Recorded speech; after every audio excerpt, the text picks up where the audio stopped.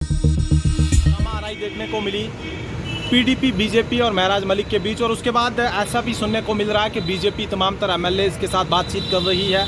कहीं खरीदो फरोख्त का सिलसिला शुरू होने वाला तो नहीं है?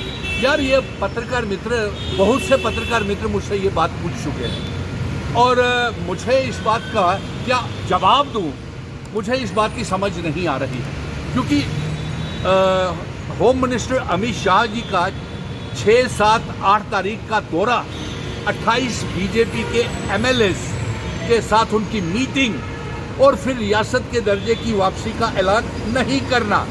इसके साथ साथ अमित शाह जी ने ये कहा है कि 12 टेररिस्ट ऑर्गेनाइजेशंस हुर्रियत से खुद को अलग कर चुकी हैं। इसका हम वेलकम और सराहना करते हैं और ये भी कहते हैं कि जल्द से जल्द तमाम हुर्रियत के साथ जुड़ी हुई गुमराह नौजवान जो है वो वापस आ जाए और मुख्य धारा में, मेन स्ट्रीम में आ जाए, क्योंकि उससे कुछ हासिल होने वाला नहीं है। और दूसरा, हम ये भी मांग करते हैं कि पीओके गिलगित बल्टिस्तान जम्मू कश्मीर रियासत का हिस्सा है, इसे जम्मू कश्मीर रियासत का हिस्सा बनाया जाए। अब पत्रकार मित्र हमसे ये पूछ रहे थे कि असेंबली में जो हुआ है उसको किस तरीके से देखते हैं। ये बड़ा अफसोसनाक वाकया है। ये गैंगस्टर वार्स जो है, एक कानून साजिया असेंबली में इस तरीके से लेजिस्लेचर का आपस में धक्का मुक्की, गाली गलोच और मार कुटाई जो है, ये बिल्कुल अच्छा नहीं है। उस दिन हम खुद वहाँ पे मौजूद थे।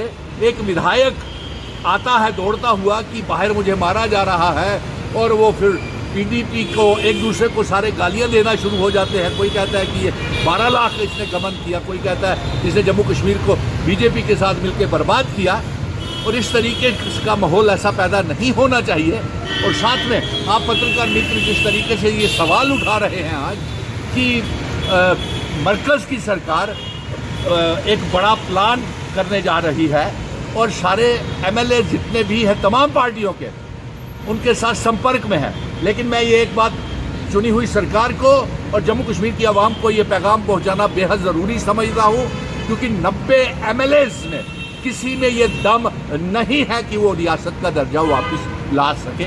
दूसरा, mission statehood, Sunil Dimple, instrument of accession की शर्तें, स्पेशल स्टेटस, रियासत के दर्जे की जंग लड़ रहा था, आगे भी लड़ेगा। आर्टिकल 370 की जंग ये जारी रहेगी।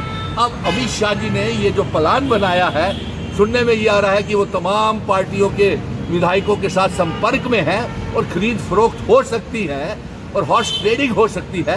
इसको लेकर के क्या आने वाले समय में रुख रहेगा और क्या स्थिति बनेगी, ये एक चिंता की बात है। लेकिन मैं ये चाहूँगा कि 19 अप्रैल को प्राइम मिनिस्टर नरेंद्र मोदी जी जम्मू कश्मीर के दौरे के ऊपर आ रहे हैं, वो आकर के जम्मू कश्मीर को रियासत के दर्जे का ऐलान करें और हमारा स्पेशल स्टेटस का ऐलान करें। इसका हम बेसब्री के साथ इंतज़ार कर रहे हैं। और ये खरीद फरोख्त, हॉर्स ट्रेडिंग, ये तो नीतीश कुमार तक की हो गई और चंद्रबाबू नायडू तक को भारतीय जनता पार्टी ने महाराष्ट्र में खरीद लिया।